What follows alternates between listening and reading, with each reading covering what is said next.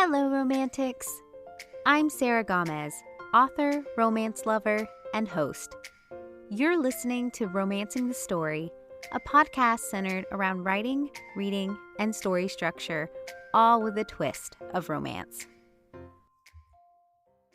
We're at episode 89, and on today's episode, it's a panel. I speak with romance author Loren Sorensen and narrators Willa Jaymes and Christian Leatherman about collaboration and coordination of an audiobook. Plus, the unseen dedication it takes to nail emotional scenes both in a story and in the booth. This was such a treat of an episode. We covered so much ground, from stretching a narrator's acting capabilities to imposter syndrome for both writers and narrators, to even learning something new about a character or a story when you delve into an audiobook. Our discussion centers around a contemporary Christmas romance called The Trouble with Christmas, with a dual POV that features a lot of pining, a best friend's younger brother, and a larger-than-life Christmas tree. Loren wrote the story, while Willa and Christian served as narrators. Loren gives us a glimpse behind the inspiration of The Trouble with Christmas and why it became a bridge between books in her established series. Willa confesses her love of working on and reading romance novels and details her careful, immersive approach to character work. And Christian chats about thorough prep work and nerds out on the interesting challenge of hitting the right decibels for audiobooks. Links to connect to Loren, Willa, and Christian, as well as other media mentions, will be listed in the episode description. I do use some Amazon affiliate links for books, so if you buy through the link, it helps the podcast and is always appreciated. And be sure to stick around to the end of the episode.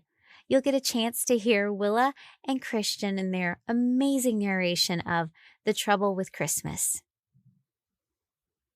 With that said, let's jump right in.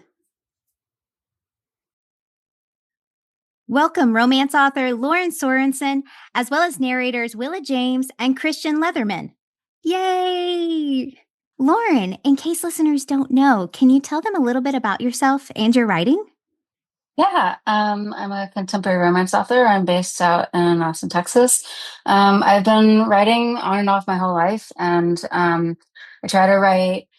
I love all the phases of like falling in love, but I also like stories that feel real and feel honest and true. And like I really try to dive into my character building and make characters relatable. So in the process of meeting these characters, helping them fall in love, I also love those parts when they fall apart too. So like I like reality in my love stories, and so Sweetheart Love is sort of the tagline that I've been using for the last year or so. And I try to create stories that people want to continue reading. And I like detail, so I like giving people something to look forward to if they read it again. So.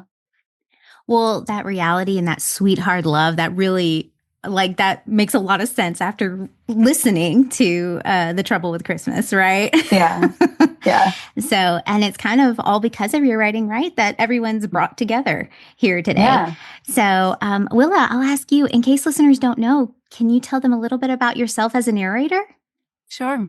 I have been narrating audiobooks for about 3 years now. I am originally a stage actor, and that's what I've been doing. That was what I got my degree in, and I did that professionally. But I live in the country with my family, my small children, and there's not a lot of theater available to me. But I loved audiobooks, specifically the romance genre. I fell in love, and I realized that might be something that I could do, and then I did it. And I pivoted into narrating, and I narrate primarily romance, all genres from the spiciest, darkest to not as much. And I absolutely adore narrating romance stories. As a listener, I found that it just like lit me up. Like love stories, just I thrive on them. I thrive on romance as like an like outlook on life, like passion and deep love and heartbreak and crying and hugging and relationships and connection. And that's where I find all of that in these romance stories. So then being able to voice them is just absolutely thrilling. I have not met a book that I have narrated that I didn't love in some way. Oh, that's lovely. Well, and I can see the stage actor, right? With like wanting to get into that character, that the love part of it. Yeah. And just digging deep and just finding what like connects us all as humans. Oh, so. God, yeah. Love that. I love it. I love it. And then I can be my own director too. And you get to play all the characters, which is the classic. All of them. That's the classic like stage actor, like I get to play everybody. That's exactly it. Yeah. Totally. Totally. And what about you, Christian? Yeah, so my first audiobook came out in 2021, but I did it part-time for 2 years or so. And then I went full-time in 2023 and have been booked and busy ever since. I think we're approaching my 150th audiobook pretty soon. So Amazing. yeah, it's been great. I did not have a background in acting or theater. I was a biology major in school, and I did like I went to grad school for forensic science, for forensic biology, like DNA analysis, and then I was a quality control manager at a brewery, and then at a malt house, and yeah, so it gave me a lot of time to listen to audiobooks, doing that kind of manual labor meets desk work science stuff. So yeah, that kind of gave me the impetus to start, and I never looked back. I primarily narrate in romance still, but I would say it's about 70-30 at this point.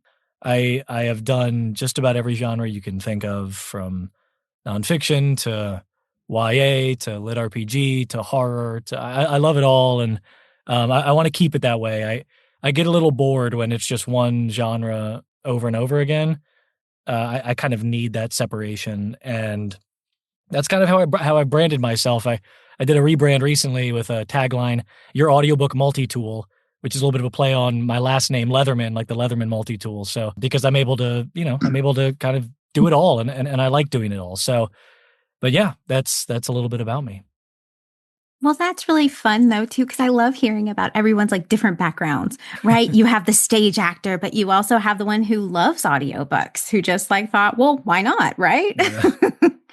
So, and Loren, you also have a really fun background as far as like you just always wanted to write, right? And so one day you just decided to dive in. Yeah, so I always credit my sister for putting a little bug in my head, because I saw her like on one of those original white MacBooks, like the 12-inch black and white MacBooks. She was writing poetry, and that kind of like stuck in my head. And then I started writing romance in middle school, and I wrote a terrible middle school romance about a boy and a girl named Lauren who fell in love, which is so silly. But I should have known that I would have come back, and that it would have been writing romance. Over the course of my life in college and out of college, kept coming back to it. In between writing, I've been a teacher. I work in retail and lingerie retail. So all of that kind of has come into where I am now. Crazy where we start and where we end up and how we get there. And so we are talking today about The Trouble with Christmas. This holiday season, the audiobook was released, right, for The Trouble with Christmas. Yay. Mm-hmm. And it's a contemporary Christmas romance with a dual POV that features sparked romantic feelings, a best friend's younger brother, and a larger-than-life Christmas tree. So now the book isn't the normal Christmas novella in the fact that there's a lot of emotional depth, and it's a prequel to a series. So, Loren, why did you decide to make the novella as a prequel to your series? So it's book 1.5 in the series. So it actually falls into the events of Love in Plain Sight, which is Isla and Graham's story, which is what that's what got me back into writing again. So it falls into that Christmas scene. And it started originally as a magnet for subscribers because I was just like, I was heavily in Isla and Graham's story. But my question, I got a question of like, if Rayanne was going to have someone, who would it be, as I was writing that story? And I was like, oh, wouldn't it be great if it was Isla's little brother? And so like that little bug got in my head and it became this whole big thing. So like it started as a 15,000 word magnet and became a 38,000 word novella over the course of a year. And then I added an additional 10,000 words last year when I was rewriting this. And so now it's almost at 50,000 words. And it's their story I just kept coming back to it because I wanted it to grow and I wanted to see where I could take it. And then along the way, there were some really big challenges that, gave me some really great impetus to put more into the characters to make them better. So I don't think I'm revising it anymore. I have an audiobook with it now. So, and my hope is that it's setting up the story for their book. So it's a place to start. And then I'm currently writing book 2 for them as we speak. So it's kind of like a bridge, right? From that first book to the second book. Gotcha. Yep. And I'm a big fan of interconnected standalone series. I'm a series girl. So I I love giving people places to connect characters from like one book to another.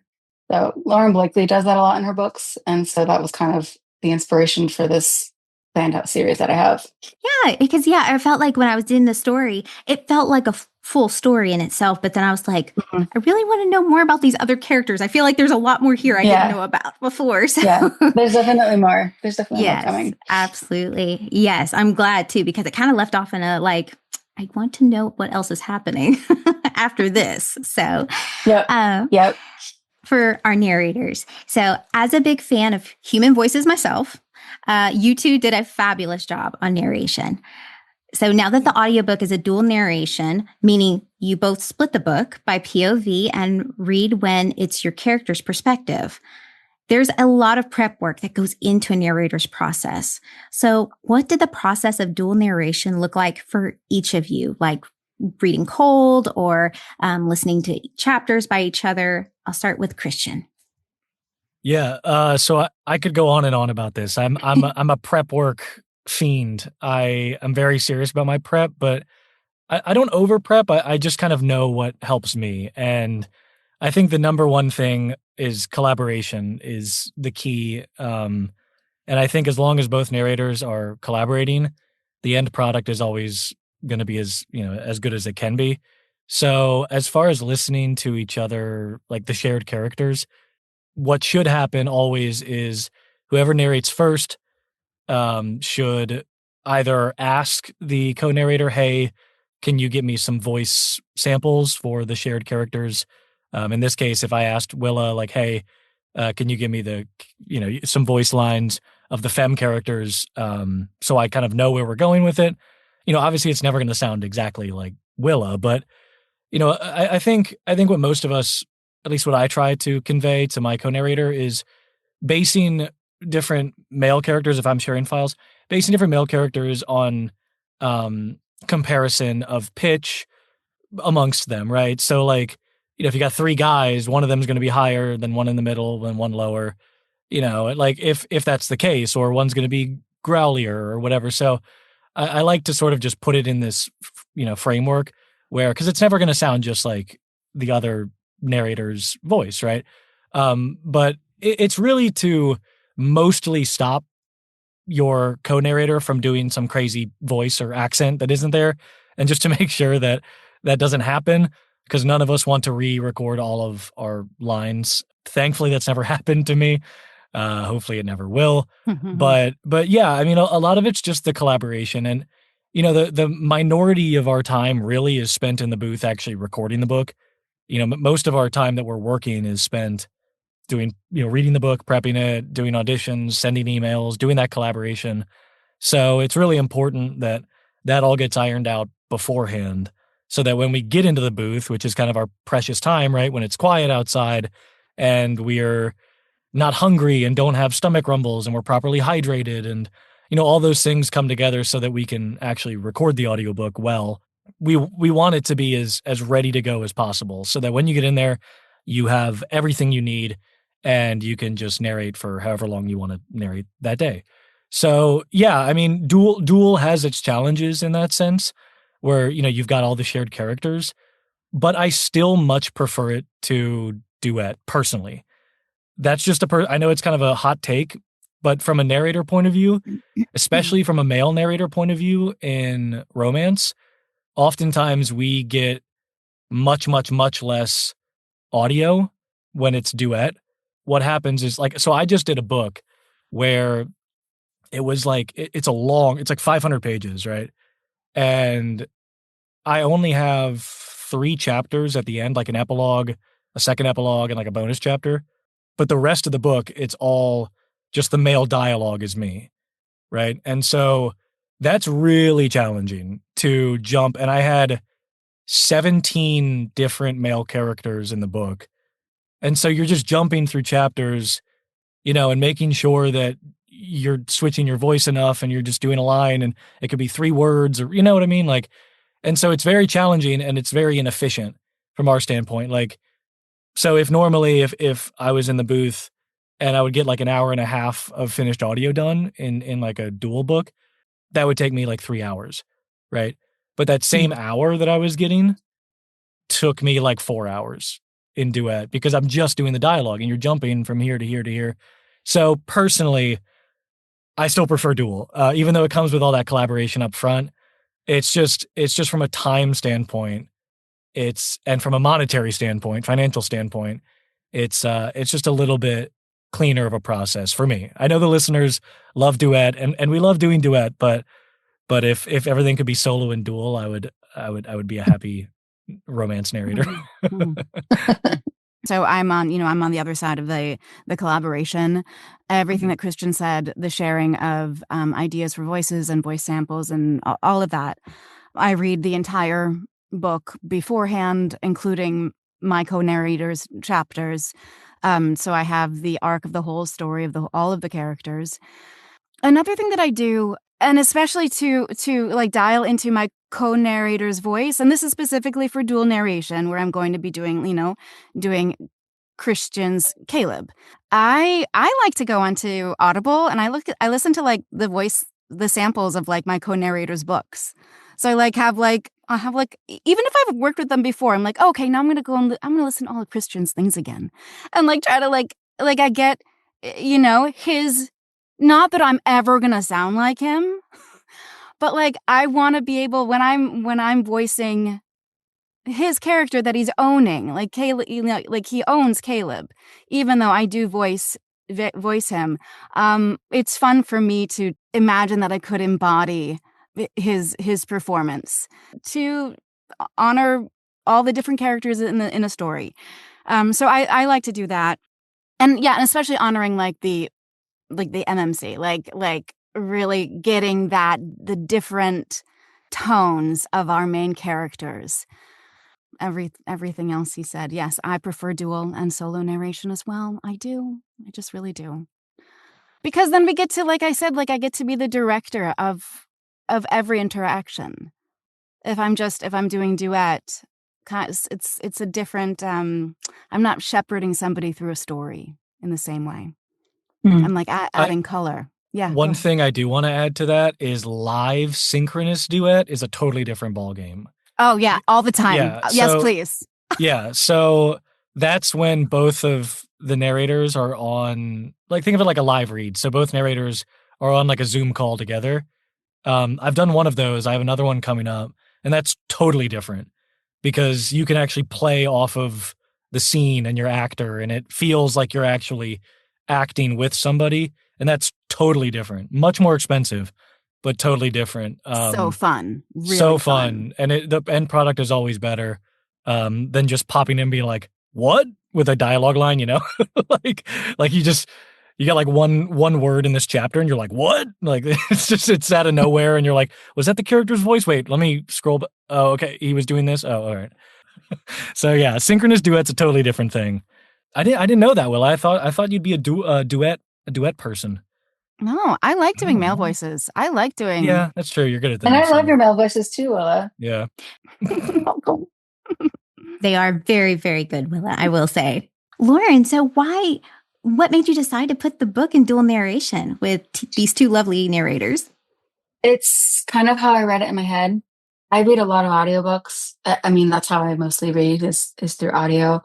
And so as a preliminary, like as a predominantly romance reading audiobook listener, duet is kind of the exception to the rule, like that's kind of like the high prize. I always feel like it's like, ooh, it's exciting, but I feel like I read more in dual like all the time. So like that was sort of like the preset mode. And I think when I was writing it, I always expected to see Willa or to see Rayanne and to see Caleb through the other character's eyes. And I wanted to like, there's a big moment in chapter 10 that's big for Caleb, but it's through Rayanne's eyes. And that particular moment, I always envision that in the female's voice. So I preferred the dual for the storytelling. Speaking of which, the novella does focus on this push and pull of the main characters, right? Rayanne and Caleb. So, Willa, how were you able to connect with the characters in order to bring them to life? Starting off with my read through, I get to know the characters as individuals, their personalities, their wants, like what is their conflicts, like what are they up against, and I look at the entire arc of the story. How are we getting from point A to point B? And so that's like the prep work. That's what I have going on in my head prior to sitting down to record. So I know where we're going, I know where we're starting from, and I know where we're going. And then I use the text. I use Loren's writing as my pathway to get there. And my goal when I'm behind this mic is to land in the story and allow the words to flow through me, and so I can react in real time to the emotional journey of the character. I know where we're going, but like the wonderful thing about narrating someone's writing is that I get to process it in real time for the listener, for the reader. And so I just have to use the words and try to be true and authentic to what is happening. And in those moments, I base it on my own emotional experiences. It may not be the same exactly that these characters are going through. It may not be the same push and pull, but I know what push and pull feels like. I know what like fear and pain from previous relationships feel like. So I'm bringing that into the booth, into those moments, and I just trust that all of that's lying present within me, and then I let the words guide me. I love that kind of the way you phrase that, because it is, you are kind of painting pictures, both Loren with your words and Willa and Christian with your voices. You have to paint these entire worlds and these people that we can only imagine in our heads. So, and that's all we kind of have to make it real. Yeah. I mean, I certainly echo a lot of what Willa said. I'm someone who, just going back really quickly to what I was saying with like sharing character voices, I always find that when I'm in the booth recording the book, so like if I go first, like if I'm recording before my co-narrator and I get to pull voice samples while I'm in the booth, I much prefer that, because you find yourself in the story, and I often get surprised with what comes out when I'm in here. I think a big part of why I enjoy this job so much is because in my normal life, I'm a pretty stoic person.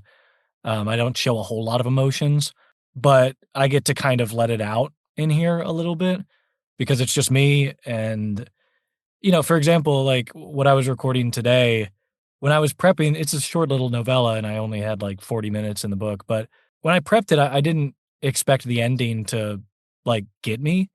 I was like, oh, just reading it through.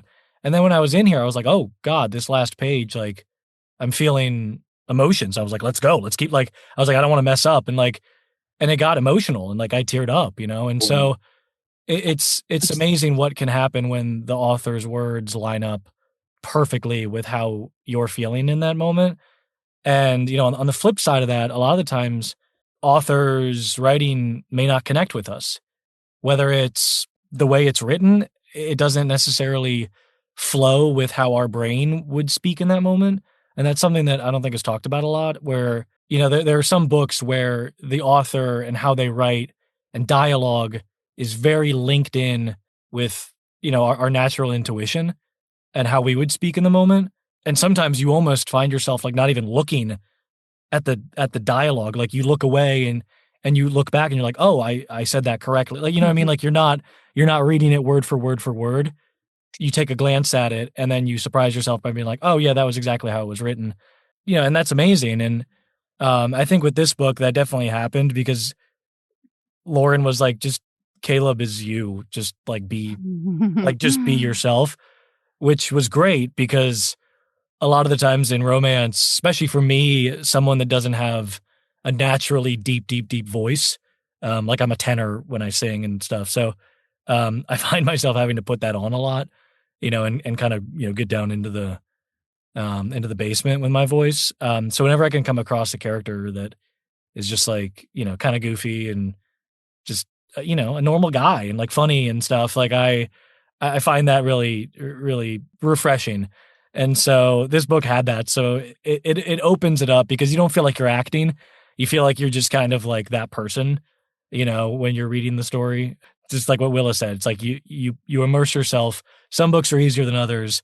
This one was pretty easy for me because it was just like it was written very similarly to how I think and my vocal qualities and all that stuff. So Nice. Well, and I will say, Loren, you did a great job as far as like the writing, because it did kind of flow in a way. Because like I feel like we've all been in those circumstances. We all know those kind of circumstances of like, okay, we're in like a stressful situation, or we kind of have a crush on somebody, right? And we're in this awkward kind of will they, won't they kind of situation. Should we go for it? Should we not? Wait, I want to hold myself back. I'm insecure about things, things like that, right? It taps into something very primal within us. I think you were able to do, which is very, very impressive. I think we all kind of mentioned at one point is I don't often see these deep, sweeping emotional moments in Christmas novellas, but you included both the festive fun moments like finding a Christmas tree and these deep emotional resonance with both the character of Rayanne and Caleb.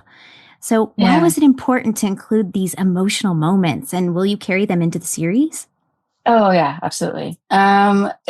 Because I knew going into this, like this was just sort of a new beginning for Rayanne and Caleb. They have a lot of history too, right? So I mean, you have to address the history and you have to recognize like who they are to each other before things change. And before things change, Rayanne was Isla's best friend and Caleb was her little brother. And they knew each other for most of their life. And, like when you're 16 and your best friend's 13-year-old brother has a crush on you, it's super awkward, but but they grow up and people change. And I feel like there's a lot of, I think that history plays a lot into why I wanted that emotional depth.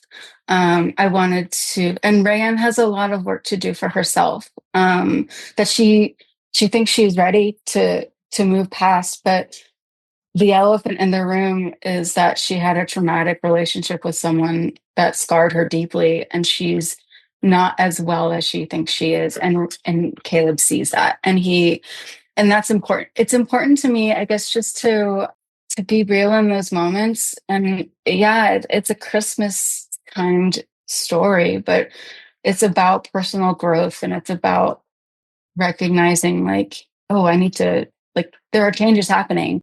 It started at Christmas because it's Rayanne's favorite holiday. And it started at Christmas also because it's based on true events. My husband got ambitious with a Christmas tree one year and it kind of had its own comedy of errors. And so that's where the plot started. But to bring in like their emotional like growth, like, I don't know, it just kind of manifested itself in that way. Yeah, but there is something very poetic about the way, like this being like Christmas of all things, being the impetus of this like kind of new beginning, right? This kind of like, because it is a season, I think, of like hope and beginning, kind of timely thing. I thought you kind of did it on purpose. I figured that. So take the credit. Just say you did it on purpose. I'll take the credit. But yes, I thought it was this kind of cleansing almost, but like trying to work through that. So it was a great start, I think, for that next book. Yeah. So, and then the next story will start in the summer after Christmas. So it starts in June, and like, so it's been 6 months, and that's going to be like coming back to them again. I've recently realized like there's been 6 months of change in their relationship, and I started initially very heavily in the emotions after the trouble with Christmas, but now I'm like, oh, this is a whole different time. Like, these characters have been in each other's lives in a different way for 6 months. I can't carry that heavy emotion at the very beginning. So I have to, that's what I'm working on right now is manifesting that, or showing the progress of the relationship as friends from the trouble with Christmas to the next book. Yes, absolutely. Because if there's 6 months time, then there's a lot of growth you can get in there between then. Yeah. So absolutely. That's exciting though. When do you think you're working currently on the next book, correct? I have some growth for Caleb. I need to work on Caleb's character. I think that's the biggest thing that's holding me back right now is looking at Caleb as a man who is he without Rayanne, and building that character and making sure that, and when the time comes for things to change again, he's solid on his own 2 feet too. So I don't want him to be just the man that loves Rayanne. There's more to him than that. So who is that guy? So that's what I'm working on right now. Ooh, I love that. The deep character work. We love that. Absolutely. And Christian and then Willa, with the inclusion of these emotional internal conflicts along with the backgrounds of the character, were there any scenes that were especially tricky to voice, either emotionally or technically? I mean, not off the top of I think the reason Loren chose us is because we do those emotional scenes really well. I think we have that range. And so I love when those scenes are included. Going back to what I said earlier about, pulling stuff out of me that as a person and an actor, I didn't know I could go to those places, right? Because I'm not in, a tumultuous relationship, where the stakes are high, and you know what I mean? Like, and so I don't have that current experience. And so I love those moments where I get to be in set experiences and high octane kind of emotional moments, and prove to myself that I can do it, I think a lot of our work as narrators and actors, is proving to ourselves, book after book, that we belong here. There's a lot of people in this industry, and as long as we're growing and, as actors, I think we should be content. And whenever those emotional scenes in books happen, and, I take a little moment after, I'm like, nailed it. Nice. And that gives me, a little bit of confidence to move forward, because there's a lot of times where, we feel like we're the worst narrators in the world, right? Like, it's just a natural thing. Like, but whenever a book has that high emotion stuff, I'm always like, oh, this is going to be fun. I can't wait to get into it. So yeah, nothing was especially tricky. It's honestly, in those emotional moments, this is kind of like a nerdy equipment discussion. The hardest part is not clipping your microphone because you're being loud and screaming. That's the hardest part. So like clipping, it means like if you're too loud, the waveform will cut off because it gets too loud and the audio will distort. So we can't sit in here and scream very loudly because our mics are not set up to be like a screaming video game actor or something, because we're often very close to the microphone in this sort of intimate, experience. And so, yeah, it's, if you can nail those emotional scenes and the audio sounds good after, you're like, nice, I did it. But it's the worst. It's the worst when like you nail it and you're like, shit, this audio, like it peaked here, it clipped, like, no, and you got to redo it and like get back in the moment. It's the worst. But luckily none of the listeners ever hear that. They only hear the finished product. But just know, behind every emotional screaming moment, there's a narrator somewhere sad that their first take probably wasn't the one that you heard. And Willa, what about you? I recall that I had a scene that was really challenging because, as Christian said, I wanted to nail it. It was a pivotal moment where Caleb and Rayanne they're finally like intimate, like really being very intimate, and a switch is flipped, and Rayanne pulls way back. And it's those moments like of like big shifts where it's like really like stretching our actory legs to be present enough and give enough weight to the before moment and then the after moment. And, without, it's like just to make it believable. Because like when we read it with our eyes, Loren's words are believable. Add in a human voice going through that experience. I remember that being challenging. It's like when Caleb says like mine or something and she's like, holy fuck. So those moments that are like where the character gets super triggered. So it's like when us as humans, like when we get real triggered, like what does that do to ourselves? How does our pace change, the tone change? And it's those moments in the audiobooks where it's like, God, if anything, I want a reader and listener to walk away and be like, oh, that scene. When with that shift, like everything makes sense. Like I want my listener to never be taken out of the listening experience. I just want to bring them right with me, and so they can feel the shifts in the character. So that was a specific moment. And then the whole dialogue that follows after that, which just gets so juicy and meaty, and oh my God, all the things they start talking about, and it's so good. Can I add real quick? Caleb says mine twice. The first time she doesn't get triggered. The second time she does.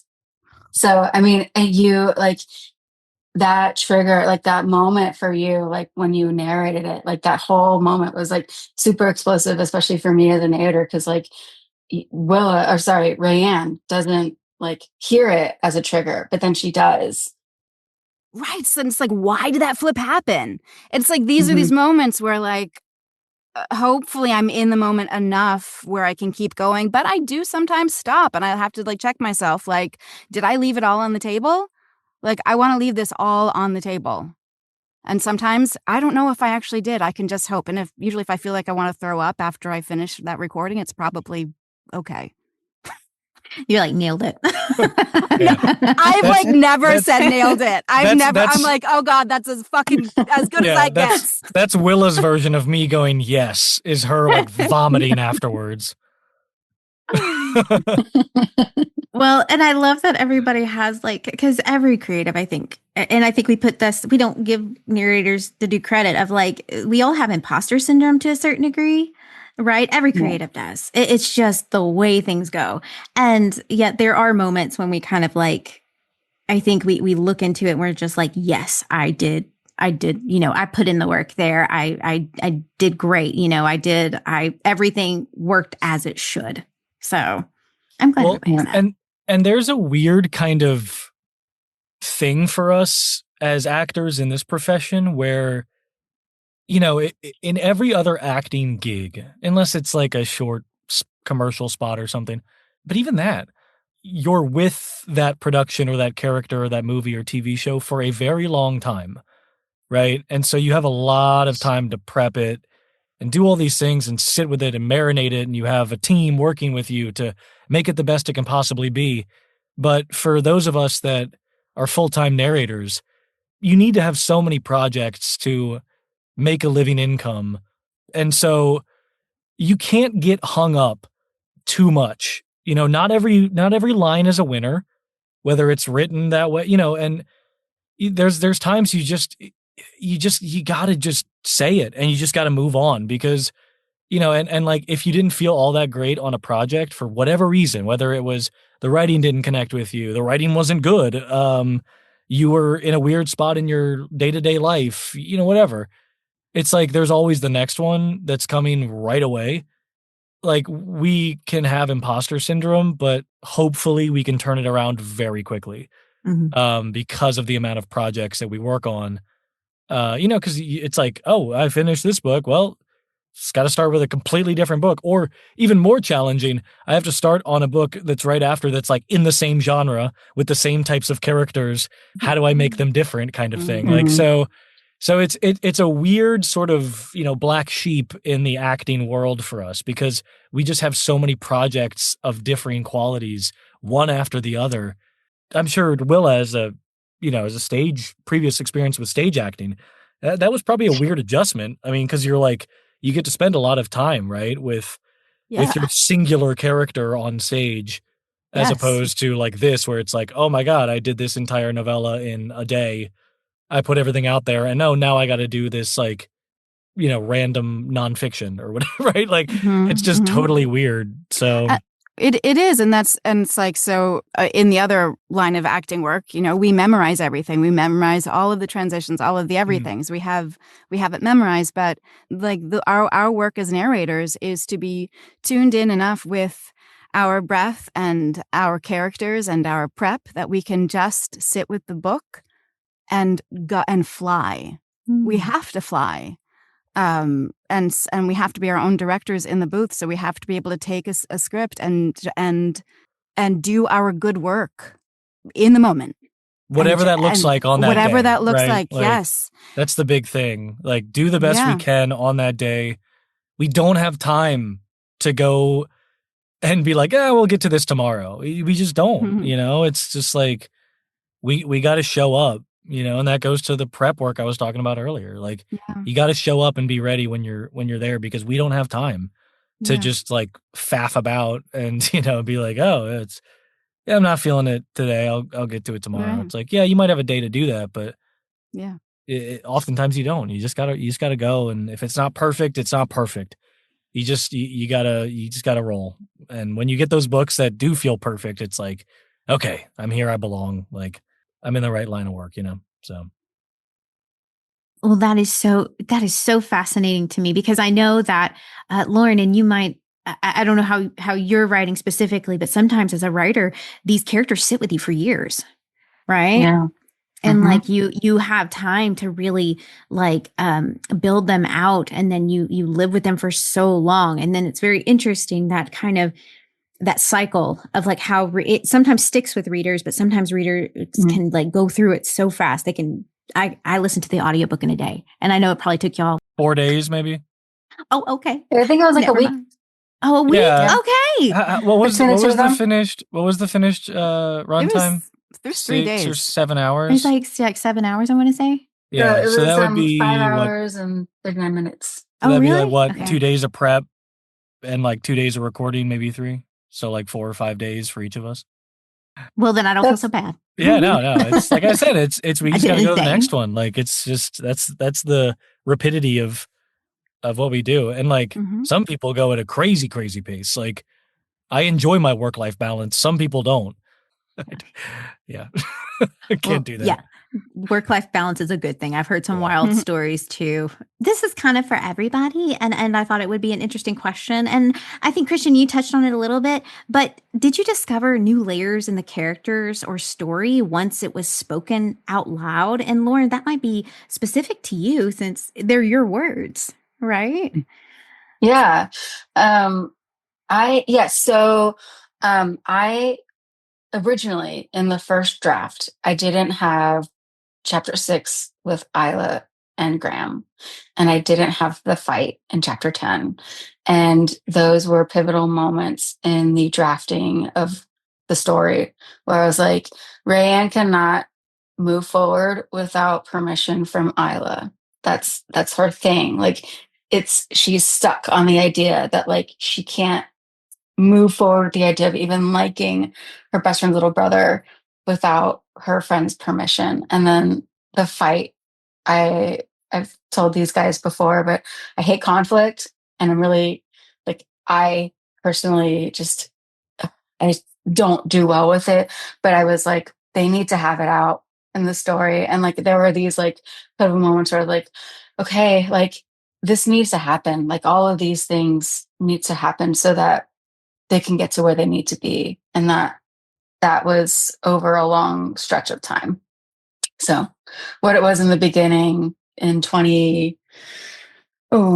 2023 to what it is today is a very different story. Yeah, I do recall when we hit the scenes where Rayanne was really realizing Caleb's mastery of pastry chefing. Baking? Is that the word? I don't know. But I do remember that became more vibrant as I was narrating those scenes, because it really was so kind of like fundamental to his development, Caleb's development in Rayanne's eyes, as like her seeing him as not just the kid, but like as this adult man who is this highly skilled pastry chef, and kind of just like kind of being in awe of the beautiful work that he does, like this delicious work that he does, and like his focus and that whole part of his adulthood that she's kind of discovering in real time. That landed more for me as I was speaking it. That was like a kind of a pivotal, interesting thing. I think that always happens for us, right? Like there's moments in books where you don't think it's like, I don't know, you don't think it's going to hit really hard. And then you get in there and the flow of the story takes you there and you find those moments. And, but a lot of that goes toward, our skills as actors and reading the subtext and finding those realistic moments. Like, if everything is on one note, you're not doing the story justice. And if you're being surprised by those actions in real time, it shows that you're connected to the character, because usually said character is also surprised, right? Like Willa was talking about, like she was surprised, like, oh my God, Caleb is really attractive because of how skilled he is in this thing that I didn't expect, and so it comes through realistically. And I think if you're narrating a book and you're not getting surprised at moments throughout, I don't think that you're doing the story justice. Because when we prep it, we're reading it and it's very kind of methodical, and it's like, at least for me, I'm not putting my acting cap on when I'm prepping a book. It's like the other side of my brain. I'm making sure that I've got all these pronunciations down and I'm like highlighting all of the specific dialogue and all that stuff. And so, yeah, like we get to be surprised by things. And that happens in other acting. Like if you're on stage with somebody and they do something really interesting, you have to be able to react to that, even though it's on script and the script and what's happening. If they pull some other emotion out, you have to be able to react to that, because otherwise you're not going to look very competent as an actor on stage. So, yeah, I think that happens in every book I do. Because I think too, that's like that then kind of like that kind of reaction speaks to me as a reader, listener, right? Because then when I'm listening back, I gotta be careful when I'm driving. I can't get into emotional moments or anything like that. I don't want weeping at the wheel. I don't want to be like, or crying and screaming at it, like, no. So I get way too into it, and I shouldn't, but I have to be careful driving to work. So, or like fix my makeup beforehand, right? Yeah. So, but yeah, that like, because that immerses, like Willa had said, it really immerses the readers or listeners into these worlds.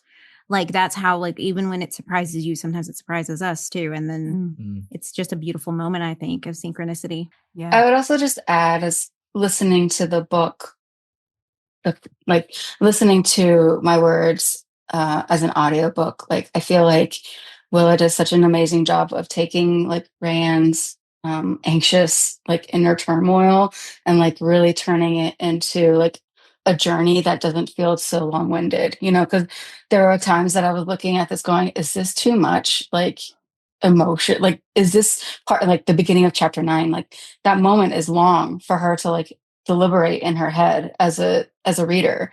And so like, but when I listened to it, I was like, okay, like I don't sound like Rayanne, this is all a logical like path that, it makes sense, that it doesn't feel too much. And so, yeah, I mean, that was one of those moments for me where like as a listener to the book, I was like, okay, good, we got this. Yeah. No, y'all did an excellent job of that, Willa. And you did too, Lauren, of kind of navigating that as well as the writer. So we talked a lot about this amazing little Christmas novella, right? The Trouble with Christmas. So, Lauren, I'll start with you. Where can listeners find your book and how can they connect with you? The Trouble with Christmas is distributed wide. So it's on Amazon, it's on Kobo, it's on wherever you want it. It's on Hoopla.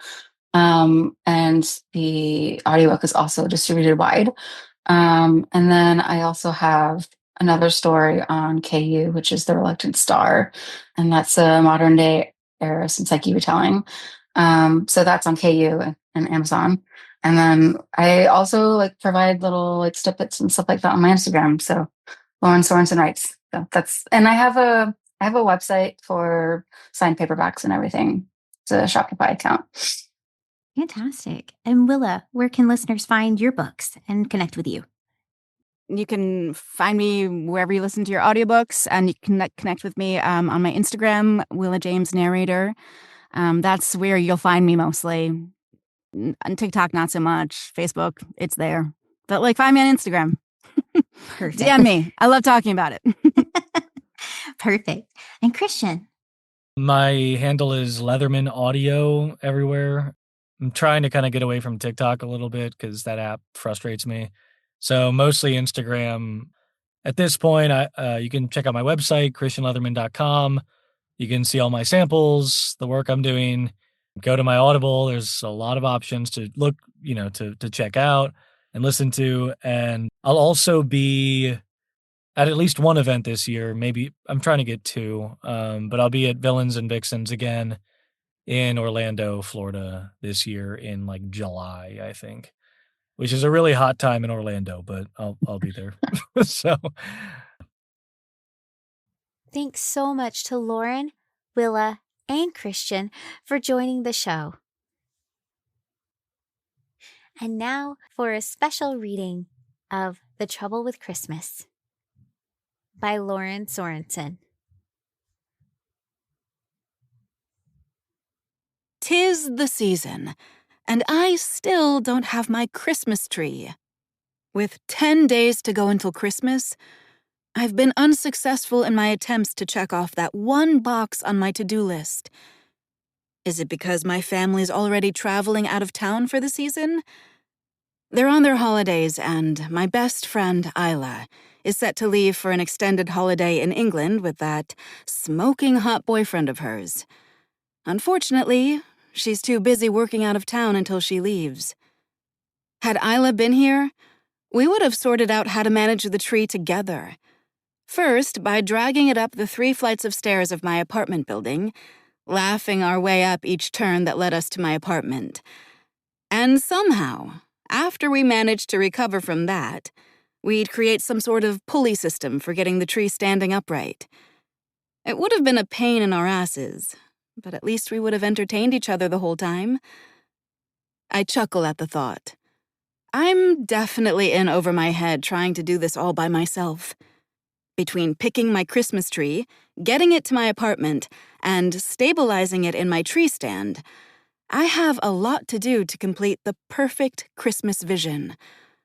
While I'd love nothing more than to have my bestie here with me, I can't begrudge Isla her happiness. She deserves it, and that sweet Englishman of hers. Too bad he only has sisters.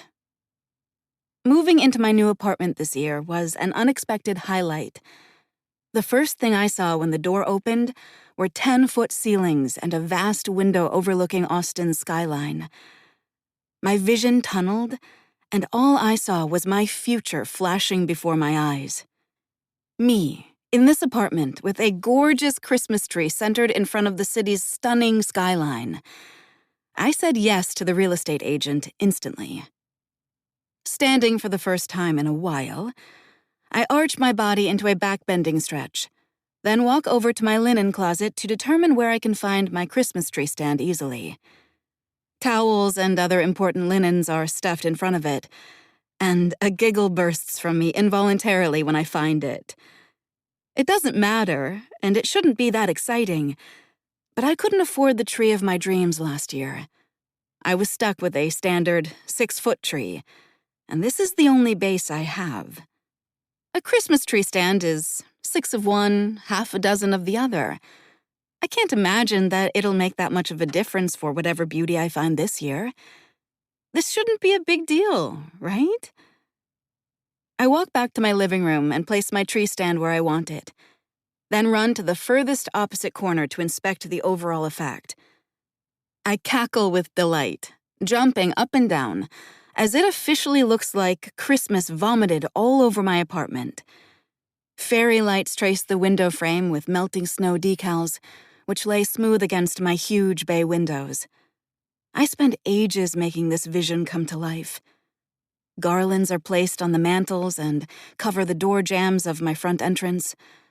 All that's needed now is the tree. Our family's always favored Fraser trees growing up. Christmas has always been a family affair. With my mother's Scandinavian background and my father's Southern roots, it was inevitable that my apartment would look like a Christmas advertisement in a magazine. All that's left is that perfect Fraser fir, decorated top to bottom with twinkling lights at night. Frasers are in high demand in Austin, unfortunately, and it seems like everyone else shares my vision. Thankfully, there are enough still in town. I know because I checked with a couple of tree farms in the greater Austin area. I just need to figure out how to get the tree to my apartment, up 3 stories of stairs, then make it stand correctly to become the magnificent centerpiece it was always meant to be. There's an answer to my dilemma, but I'm not ready to call in the favor just yet.